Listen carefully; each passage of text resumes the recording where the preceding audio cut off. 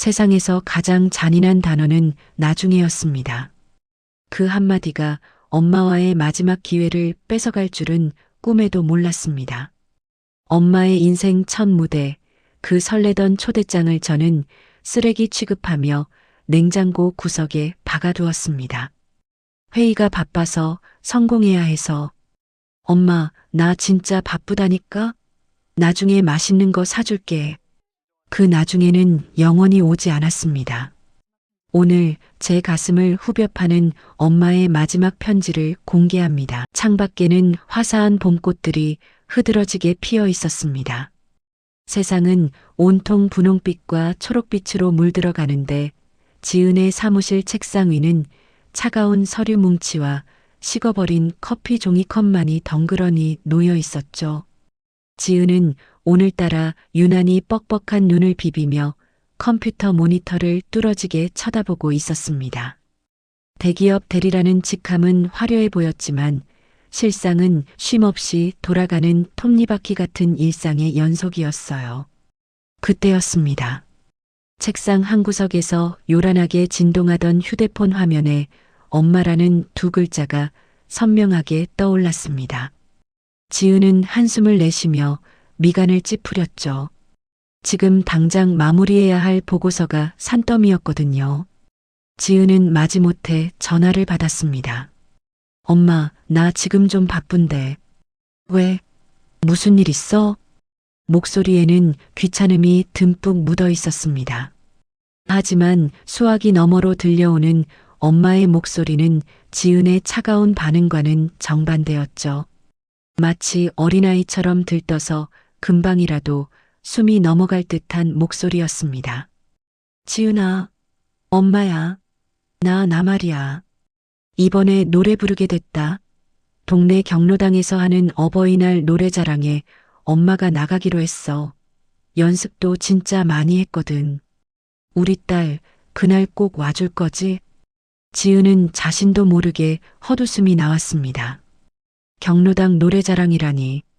그까진 일이 뭐라고 엄마는 저렇게 목소리까지 떨며 전화를 한 걸까요? 지은의 머릿속에는 오직 다음 주에 있을 중요한 프레젠테이션 생각뿐이었습니다. 성공하면 과장 승진이 코앞인데 노인네들 모인 자리에서 하는 노래자랑에 갈 여유 같은 건 없었습니다. 엄마, 그날 나 진짜 중요한 회의 있어. 승진이 걸린 문제라고. 경로당 노래자랑은 그냥 엄마 친구들이랑 즐겁게 해. 내가 나중에 맛있는 거 사줄게. 응? 엄마의 대답은 바로 돌아오지 않았습니다. 짧은 정적 속에 엄마의 실망스러운 기색이 전파를 타고 고스란히 전해졌죠. 지은은 가슴 한구석이 조금 따끔거렸지만 애써 무시했습니다. 아, 그래. 승진. 그래. 그게 훨씬 중요하지. 우리 딸 바쁜데 엄마가 눈치가 없었네. 괜찮아. 엄마는 그냥 혹시나 해서 물어본 거야. 일 열심히 해, 지은아. 전화는 끊겼지만 엄마의 목소리 끝에 매달려 있던 그 쓸쓸함은 지은의 텅 빈 가슴에 잔상처럼 남았습니다. 지은은 고개를 흔들며 다시 모니터에 시선을 고정했죠. 나중에 더 좋은 공연 보여드리면 되지라고 스스로를 다독이면서 말입니다. 사실 지은의 기억 속 엄마는 늘 주인공보다는 조연에 가까운 사람이었습니다. 지은이 어릴 적 아빠를 일찍 여의고 홀로 지은을 키워낸 엄마는 자신의 인생을 살 시간이 없었습니다. 시장통에서 생선을 팔며 비린내를 훈장처럼 달고 살았던 엄마. 지은의 대학 등록금을 위해 낡은 겨울 코트 한 벌 사지 못하고 추위에 떨던 엄마였습니다. 지은은 그런 엄마가 안쓰러우면서도 가끔은 부끄러웠습니다. 그래서 더 악착같이 공부했고 보란 듯이 성공하고 싶었죠. 며칠 뒤 퇴근길 지은은 우편함을 확인하다가 멈칫했습니다. 고지서들 사이로 낡은 도화지 한 장이 보였거든요. 그것은 엄마가 직접 만든 초대장이었습니다. 분홍색 색연필로 정성스럽게 칠한 마이크, 그리고 여기저기 삐뚤빼뚤하게 그려진 음표들.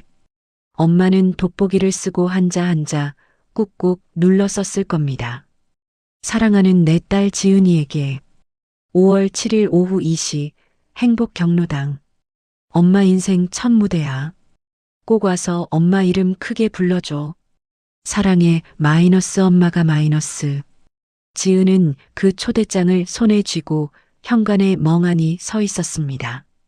엄마가 이 종이를 채우기 위해 얼마나 많은 고민을 했을지, 마이크 그림 하나를 그릴 때 얼마나 설레었을지 상상이 갔습니다. 하지만 지은은 그 마음을 온전히 받아들일 여유가 없었습니다. 아휴, 엄마도 참. 요즘 세상에 누가 이런 걸 손으로 써. 지은은 투덜거리며 초대장을 냉장고 문에 자석으로 대충 붙여두었습니다. 그리고는 다시 서류 가방을 열어 일에 몰두했죠. 냉장고 위에 붙은 초대장은 지은의 시선 밖으로 밀려났고 엄마의 간절한 소망도 그렇게 차츰 잊혀갔습니다. 시간은 무정하게 흘러 대회 당일이 되었습니다. 지은은 아침부터 전쟁 같은 시간을 보냈습니다. 회의실 안은 차가운 에어컨 바람과 팽팽한 긴장감으로 가득했죠. 사람들의 날카로운 질문이 쏟아졌고 지은은 정신없이 답변을 이어갔습니다. 그때 주머니 속 휴대폰이 짧게 진동했습니다. 잠시 쉬는 시간 지은은 몰래 휴대폰을 확인했습니다. 엄마의 문자 메시지였습니다. 딸아, 엄마 이제 화장한다. 혹시 마음 바뀌면 잠깐이라도 들러줘. 못 와도 괜찮아. 사랑한다. 지은은 답장을 할까 고민하다가 휴대폰을 뒤집어 놓았습니다. 지금 답장을 하면 마음이 약해질 것 같았거든요. 엄마는 다 이해해 줄 거야. 늘 그랬으니까. 지은은 그 이기적인 믿음을 방패 삼아 엄마의 기대를 다시 한번 외면했습니다. 회의실 창밖으로 멀리 보이는 어느 건물 옥상에서 어버이날을 축하하는 노란색 풍선들이 하늘로 날아오르고 있었습니다. 지은은 저 풍선들이 날아가는 방향이 엄마가 있는 경로당 쪽일지도 모른다는 생각을 아주 잠깐 했습니다. 하지만 이내 상사의 호출이 들려왔고 지은은 구두 소리를 요란하게 내며 회의실 안으로 다시 걸어 들어갔습니다. 문이 닫히는 순간 지은은 알지 못했습니다. 그 문이 엄마의 마지막 빛나는 순간을 가로막는 커다란 장벽이 될 줄은. 그리고 엄마가 보내온 초대장이 당신의 생애 처음이자 마지막 초대장이 될 것이라는 사실을 말이죠. 정작 중요한 것이 무엇인지 잊어버린 채 지은은 그렇게 승리를 향해 달려가고 있었습니다. 엄마의 한숨소리가 섞인 봄바람을 뒤로하고서 말입니다. 경로당 노래자랑 대회가 열리는 날 아침, 세상은 평소와 다름없이 밝아왔지만 엄마의 시간은 새벽 4시부터 시작되었습니다. 거칠어진 손마디를 비비며 엄마는 화장대 앞에 앉았죠. 평소엔 스킨 로션조차 대충 바르던 분이 그날은 몇 번이나 얼굴을 거울에 비춰보며 정성스럽게 분을 발랐습니다. 행여나 딸이 왔을 때 늙어버린 엄마의 모습이 부끄럽지 않기를 바라는 마음이었을 겁니다. 엄마는 장롱 깊숙이 보관해 두었던 분홍색 한복을 꺼냈습니다. 20년 전 지은이 대학에 입학하던 날 큰맘 먹고 맞췄던 그 한복이었죠. 유행은 한참 지났고 곳곳에 세월의 얼룩이 묻어 있었지만 엄마에게는 세상에서 가장 귀한 옷이었습니다. 딸의 가장 기쁜 날을 함께했던 옷이었으니까요. 한복 치마를 입고 옷고름을 고쳐 매는 엄마의 손길은 미세하게 떨리고 있었습니다. 아유, 이게 아직도 많네. 우리 딸이 보면 예쁘다고 하려나? 혼잣말을 내뱉는 엄마의 얼굴에 수줍은 미소가 번졌습니다. 엄마는 거울 속의 자신을 향해 환하게 웃어 보이다가도 이내 곁에 놓인 휴대폰으로 시선을 옮겼죠. 혹시라도 지은에게서 마음이 바뀌었다는 문자가 와 있지는 않을까 수십 번도 넘게 화면을 켰다 껐다 반복했습니다. 하지만 검은 화면 속에는 엄마의 기대 섞인 얼굴만 비칠 뿐 아무런 소식도 없었습니다. 행복 경로당 입구는 이미 잔치 분위기로 북적였습니다. 알록달록한 풍선이 걸리고 동네 어르신들은 저마다 곱게 차려입고 모여들었죠. 엄마는 입구에 들어설 때부터 자꾸만 뒤를 돌아보았습니다. 사람들이 들어올 때마다 엄마의 눈동자는 바쁘게 움직였어요. 지은의 모습이 보이지 않을까 하는 간절한 기대 때문이었습니다. 어머, 지은 엄마. 오늘 진짜 예쁘네. 딸은 온대? 아까부터 계속 입구만 쳐다보네. 주변 어르신들의 물음에 엄마는 짐짓 아무렇지 않은 척 더 밝게 웃으며 대답했습니다. 그 웃음 뒤에 숨겨진 서운함을 들키지 않으려 목소리에 힘을 주었죠. 아유, 말도 마요. 우리 딸이 얼마나 유능한지 오늘도 회사에서 아주 중요한 회의가 있대요. 내가 바쁜 애를 왜 부르냐고 절대 오지 말라고 신신당부했다니까요. 엄마의 말엔 딸에 대한 자랑과 서글픔이 기묘하게 섞여 있었습니다. 하지만 엄마의 시선은 여전히 경로당 문틈을 향해 있었죠. 무대 순서를 기다리는 내내 엄마의 손에는 휴대폰이 꼭 쥐어져 있었습니다. 1분, 2분 시간이 흐를수록 엄마의 어깨는 조금씩 작아져 갔습니다. 마침내 엄마의 차례가 되었습니다. 다음은 우리 경로당의 가수 지은 어머님 나오십니다. 큰 박수 부탁드려요. 사회자의 우렁찬 소개와 함께 조명이 켜졌습니다. 무대 위로 올라가는 엄마의 걸음걸이는 조심스러웠습니다. 한복 치마폭이 떨리는 것이 멀리서도 보일 정도였죠. 마이크를 잡은 엄마의 손마디에 힘이 들어갔습니다. 눈앞에 수많은 사람이 있었지만 엄마의 눈은 오직 한 곳만을 향했습니다. 앞줄 오른쪽 비어있는 의자 하나.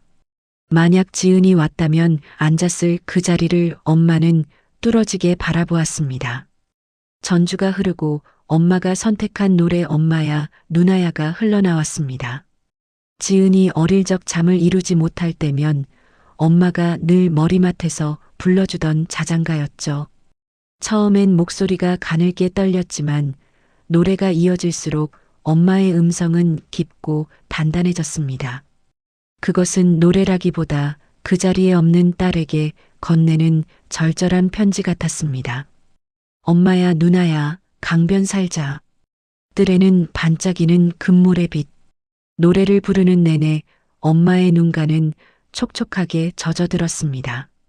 환호하는 관객들 사이로 엄마는 혹시나 지은이 뒤늦게라도 들어오지 않을까 싶어 노래 마디마디마다 출입문을 후쳤습니다.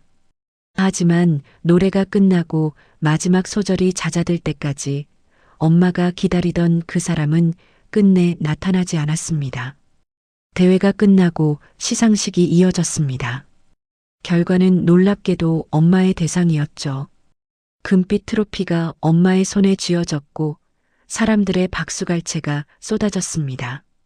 평생을 가족 뒷바라지만 하며 이름도 없이 살아온 엄마가 인생 처음으로 주인공이 된 순간이었습니다. 경로당 총무님이 이 기쁜 순간을 영상으로 남기겠다며 카메라를 들이댔습니다.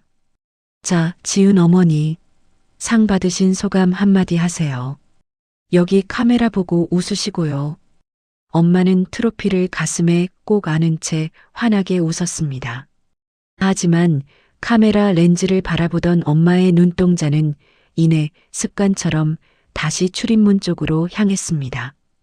트로피보다 더 소중한 딸에게 이 모습을 보여주고 싶었을 엄마의 간절한 마음이 그 짧은 영상 속에 고스란히 박제되었습니다.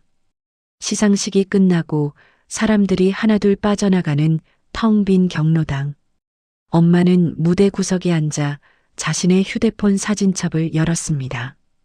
오늘 찍은 셀카 한 장을 지은에게 보내려다 멈칫했죠.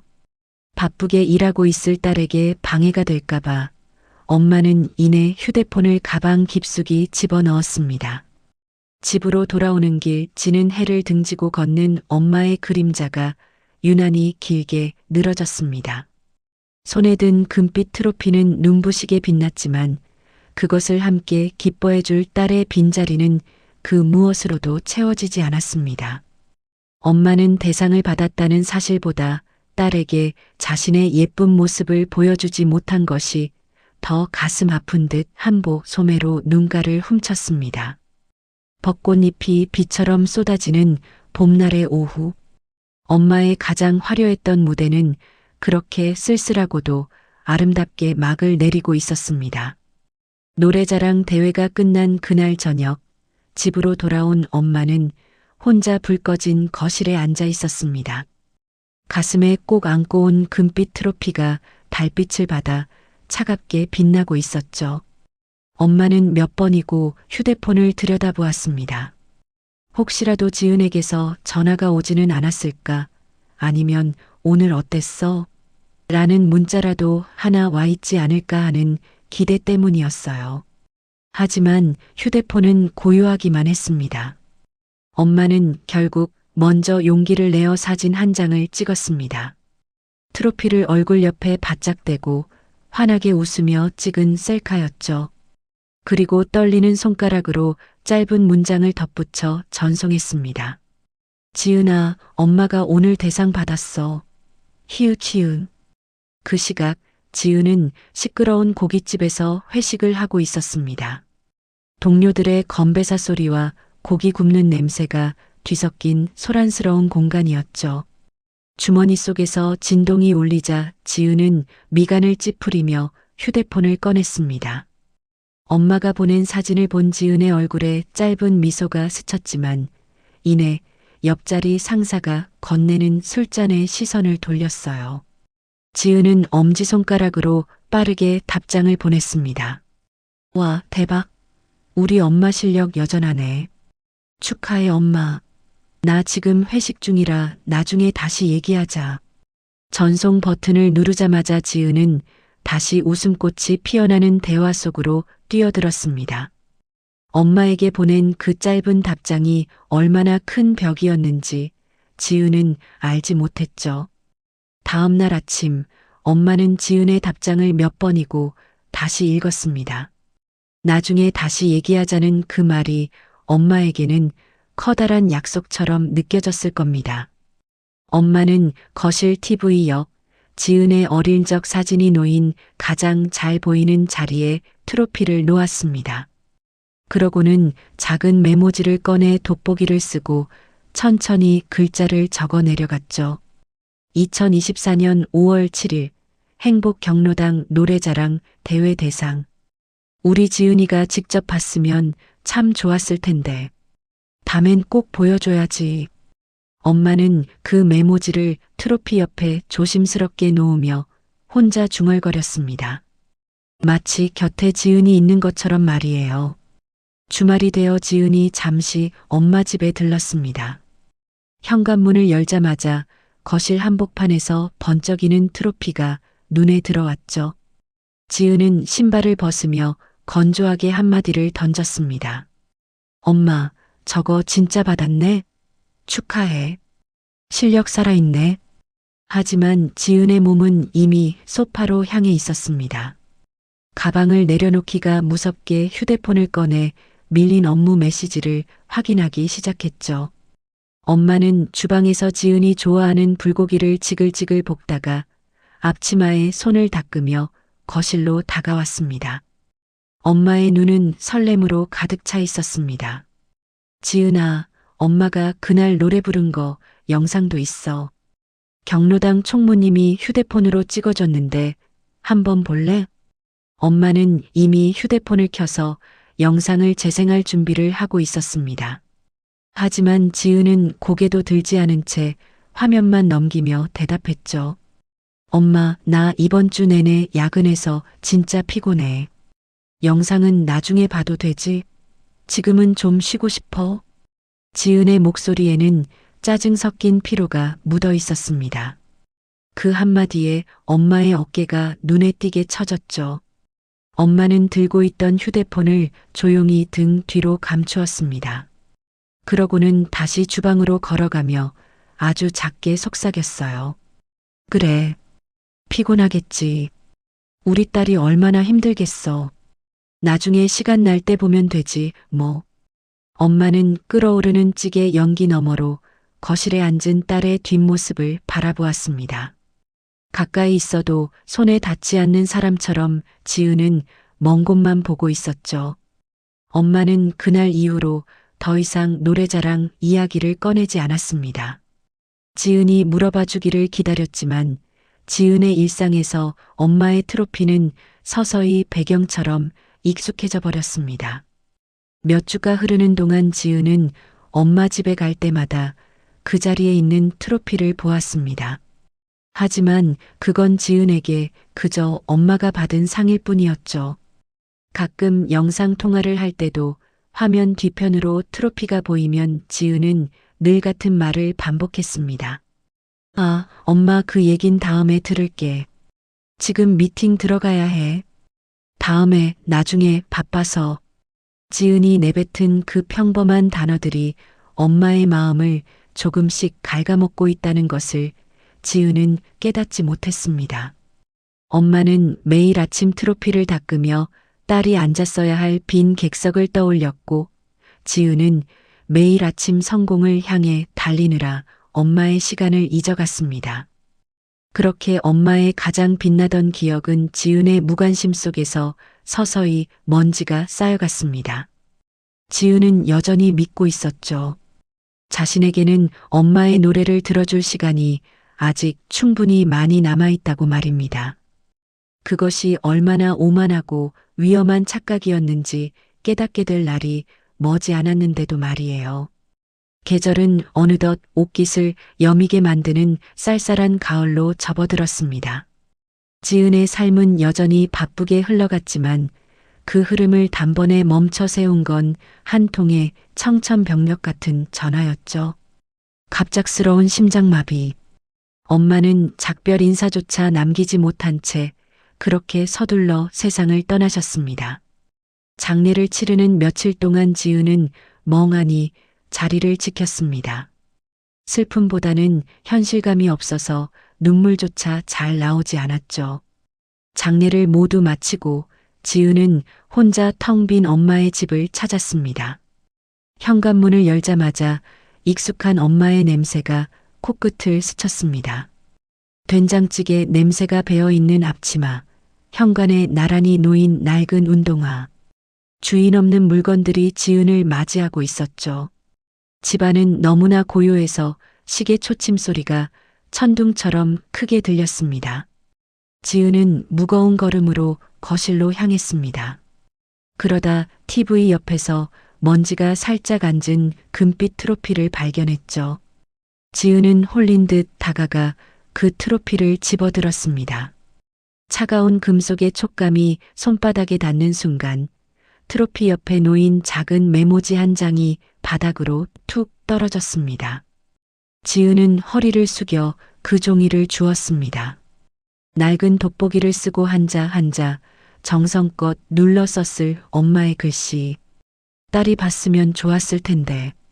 그 짧은 문장을 읽는 순간 지은의 손이 떨리기 시작했습니다.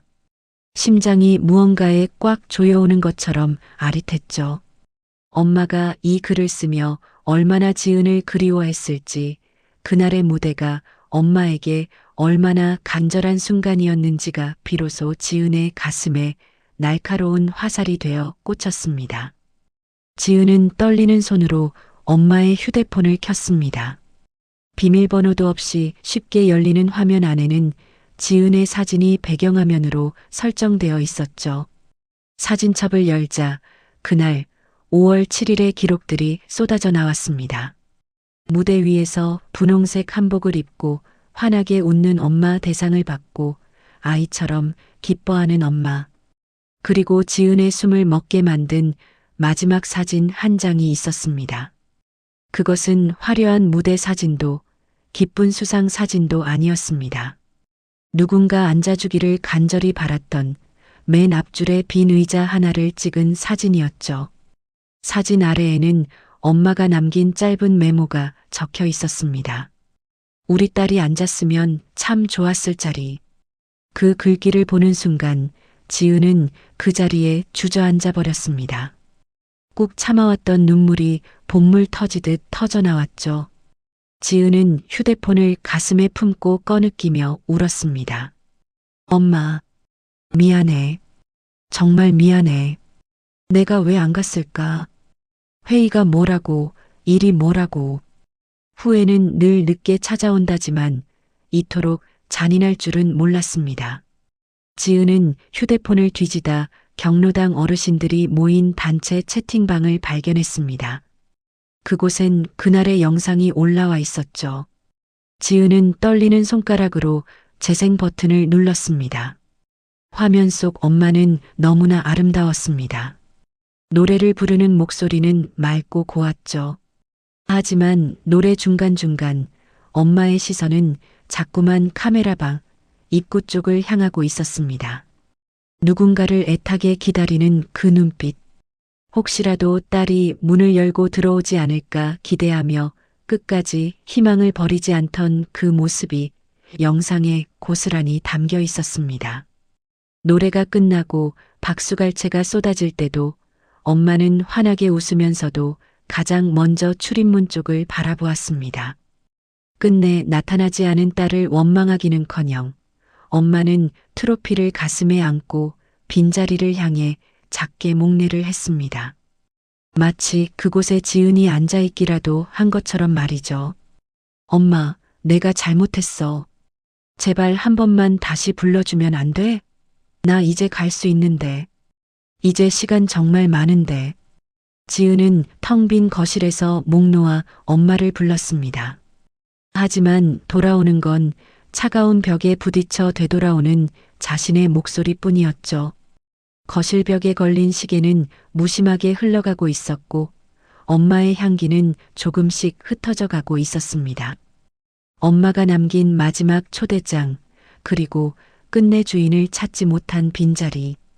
지은은 트로피를 꽉 껴안고 바닥에 엎드려 오열했습니다. 이제는 아무리 울부짖어도 엄마의 노래를 직접 들을 수 없습니다. 엄마, 정말 멋졌어. 최고였어.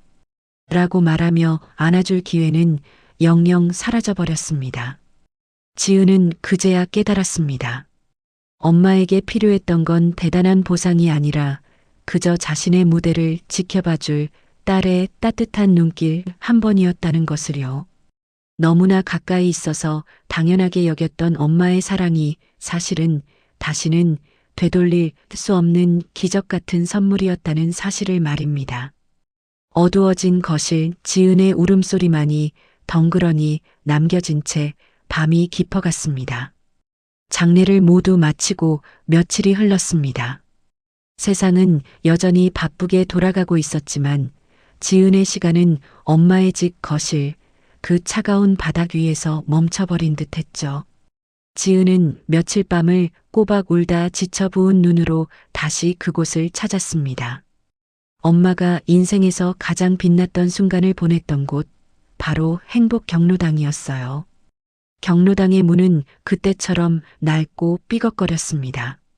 하지만 그날의 시끌벅적했던 잔치 분위기는 온데간데였고 정막만이 감돌고 있었죠. 지은은 조심스럽게 안으로 발을 들였습니다. 텅 빈 강당 한복판에 서자 저 멀리 작고 소박한 무대가 보였습니다.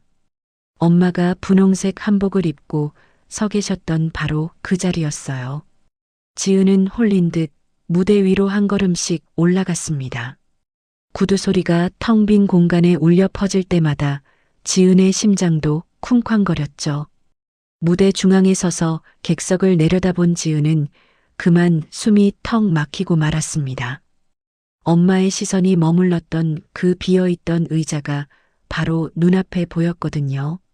엄마는 이 좁은 무대 위에서 저 빈자리를 보며 얼마나 외로웠을까, 얼마나 서운했을까.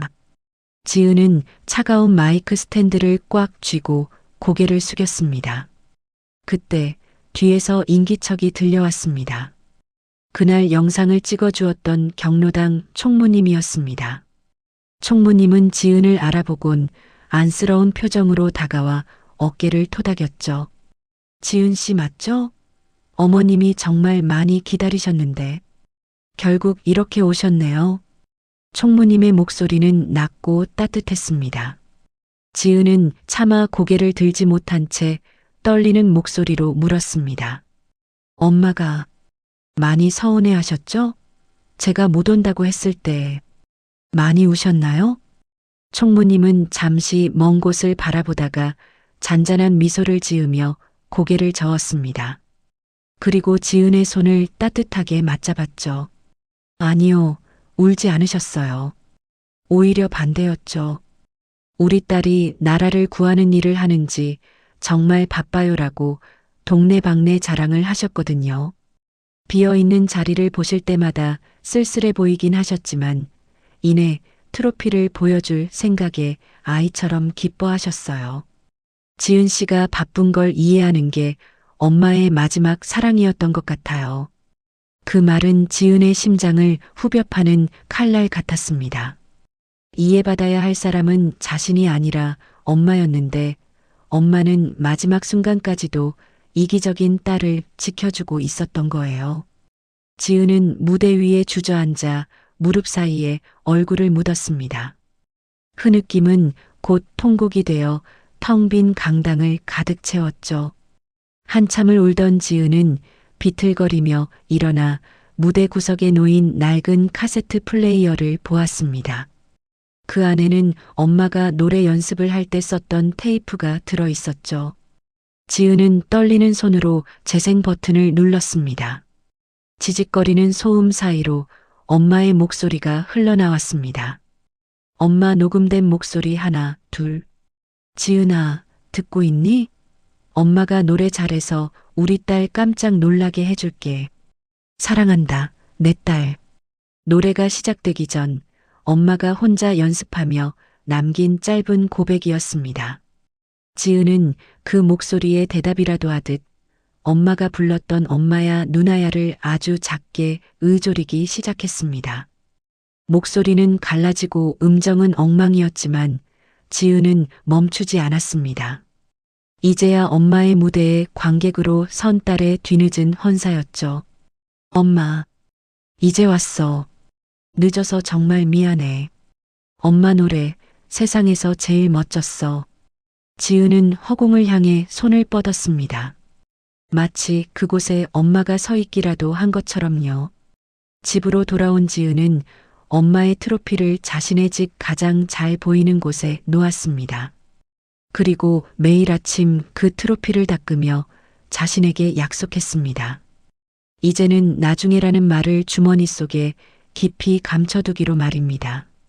사랑하는 사람의 눈빛이 흔들릴 때, 소중한 이가 손을 내밀 때, 어떤 일보다 그 손을 먼저 잡기로 다짐했죠. 지은은 휴대폰을 열어 친구들과 지인들에게 메시지를 보냈습니다. 다들 지금 부모님께 전화 한 번만 하세요. 나중에 하려고 했던 그 말이 영원히 못할 말이 될 수도 있거든요. 제가 겪어보니 그렇더라고요. 영상의 마지막, 지은은 엄마의 집 정원의 핀 꽃들을 가만히 바라봅니다. 바람에 흔들리는 꽃잎들이 마치 엄마의 부드러운 손길처럼 지은의 뺨을 스치고 지나갑니다. 지은은 이제 울지 않습니다. 대신 환하게 웃으며 하늘을 향해 속삭입니다. 엄마 들려? 나 이제 엄마 노래 평생 잊지 않을게. 정말 고마워. 그리고 정말 사랑해.